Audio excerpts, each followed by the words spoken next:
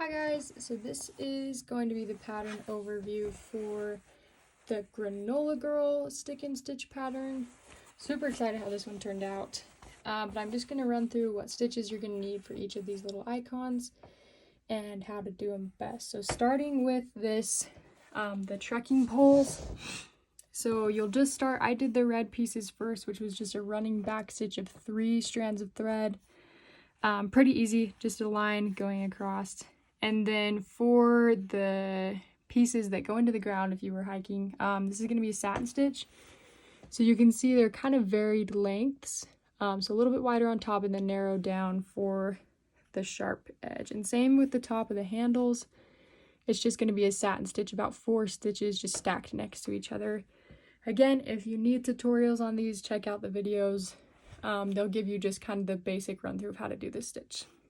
And then for the final part of it, this is just also a running back stitch with just 1 strand of floss, just so that you could tell that they were going to be the handles of the sticks. So those poles are done. Then the bike, a lot of running back stitch on this one as well. So just for the outline of the bike, I tell people try and plan out where you're planning to travel with your needle before you start. So for this one, I believe I started at the seat and wove around down and like here, just so you can go for as long as you can without having to cut and rethread, because you don't want to just go across like really long stretches, because if you have a loose piece of thread, it's more likely to get caught in the washing machine, which all these have been washed a couple times and they still look great. So then the wheels, they'll also be running back stitch, and same with the pedals. Again, just plan out where you want to go. With curves, I do recommend doing a smaller stitch length just so that the curves look more smooth. And then finally for the seat, this is what people call satin stitch. It's just about 3 stitches stacked on top of each other to have, sorry, you can hear my husband laughing in the background. But the seat is just a couple of stacked satin stitches. So there's that one. And again, this will be on top of your little stick and stitch tracing kind of patches. So then these are the mountains. You can do them any way you want to.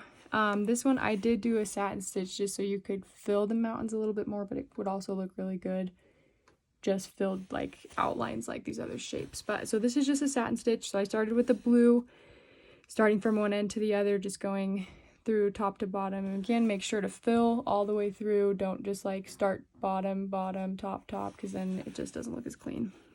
And then these little puffy cloud part, these are what are called French knots. Also a tutorial video on my YouTube channel, so just go ahead and check that out if you're wondering what those are and how to do them. They're pretty easy once you get the hang of it. So, and then all the rest of the, well, I guess the trees and the house, you can tell just that running back stitch for the outline. Start at the top, go all the way around, and then satin stitch for the stem, or I guess the trunk of the tree. I started on the bottom so that I could get a flat line, and then went to the top where the tree would connect. Do the tree part first before you do the trunk. And then the house, all just a running back stitch. You can see with the smoke, do smaller stitches with the curves just so you can tell what it is. And then finally the butterfly, this is all satin stitched.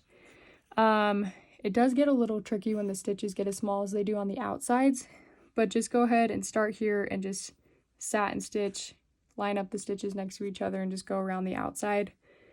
And then a little French knot for the little head on top. But again, if you have any questions, feel free to DM me on Instagram and I would totally love to give you some help. So thanks.